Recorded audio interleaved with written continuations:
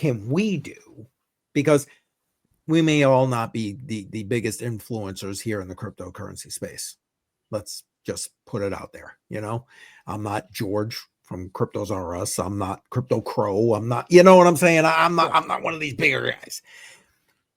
But I do feel a responsibility to how we lead the space, how we move the space forward. What do you guys think we can or should be doing as influencers to kind of help that? Because to me, that helps heal the space too. It just does. If you're doing it right, you're healing the space. What do you guys think? Yeah, I just try to approach it the same way that I approach my everyday life, with positivity, spreading the positivity, and trying to keep a lot of the hate away. I do joke about a lot of projects and like the negatives on projects, but if you don't talk about the negatives on projects, then these won't get fixed, and you won't look at, okay, well, what does it better? Maybe I like this project now because it negates that problem that Solana or XRP or BNB or whatever project it might be has. And that's where you want to keep your eyes open and you want to keep the positivity, but you don't want to be blind to the negatives on the project itself. And you want to have love for your fellow man, and you want your fellow man to win the same way that you want to win.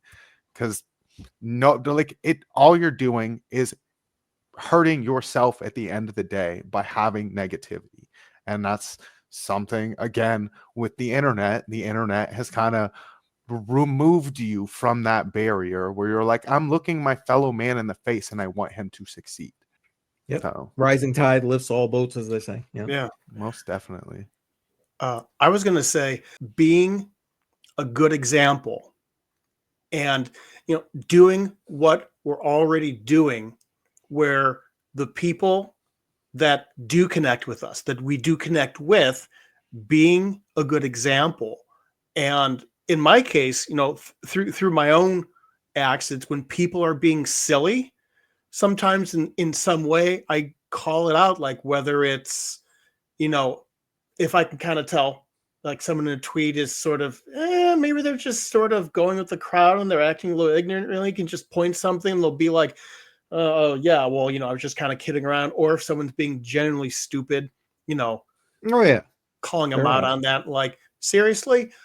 But I think just being conscientious of these things and trying to not let our own nature and wanting to, get a dunk or dog pile or anything like that, get the better of things. And as long as we are making those efforts, I think that will reflect in the message we communicate and how we communicate it and how we interact with others. And that direct effect's going to have its own, knock-on effects. Those people interact with others, et cetera, et cetera. Agreed. Okay.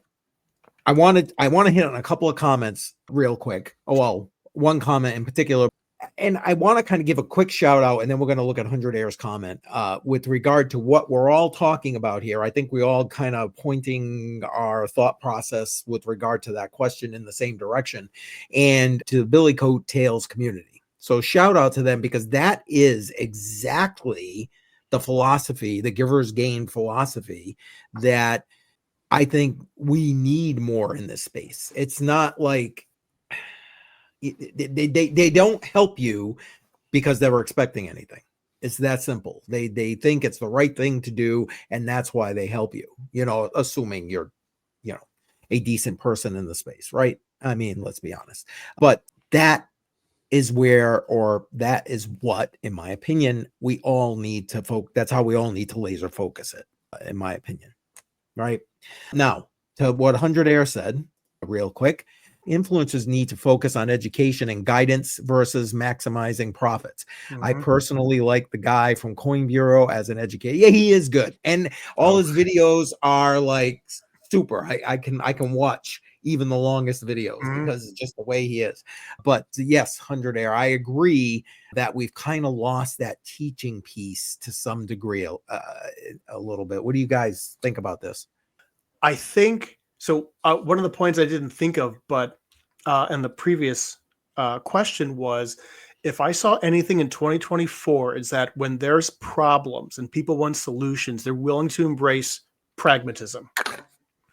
And I think along those lines, if there are people in the space where either they drop off or just the numbers of people who are more into the drama and my project versus your project are, prevalent than, more democratically or more big picture focused type of people, with the growing numbers of people getting into the space and really, getting into things in all parts of the bell curve, there's going to be an appetite for people like this that are essentially neutral on protocols and are more just educating people.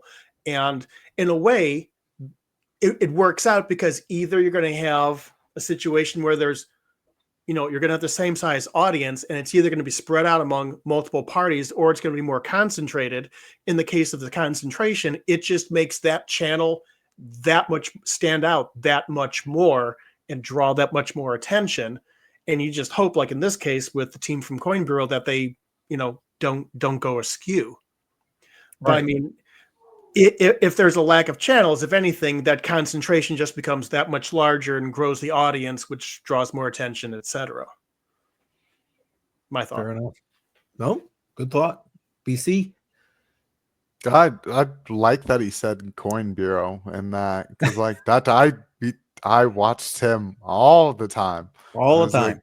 Yep. that was one of the first crypto YouTubers I ever really watched. I know there is a lot of drama in the space, and it's nice to see that there's been a slight switch of ethos back to what the original ethos of crypto was. And you kind of see there's people flood away from a lot of the drama on things. And I just want to see that really continue happening in the space, because, crypto is about freedom and everyone deserves freedom. And I think people forget that sometimes. Mm-hmm. Yep. Well, yeah, they get bogged.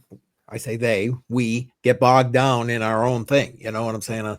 Throwing shade everywhere except for myself. No, it's truly though. I mean, we're all guilty of it. I get in the middle of something and then, it takes a comment or whatever before I'm like, okay, yeah, maybe it's time to kind of back up the truck a little bit. You know what I mean?